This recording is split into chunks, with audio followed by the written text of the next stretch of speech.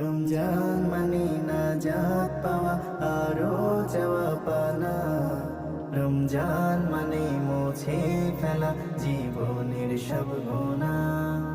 রমজান মানে নাজাত পাওয়া আরো যাওয়া পানা। রমজান মানে মুছে ফেলা জীবনের সব গুনাহ। রমজান মানে মুমিনের ঘর, রহম বহমান।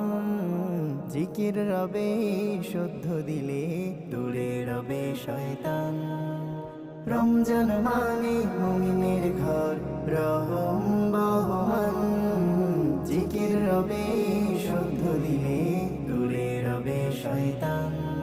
রমজান মানে কুরআন পড়ে প্রভুর কথা জানা। রমজান মানে মুছে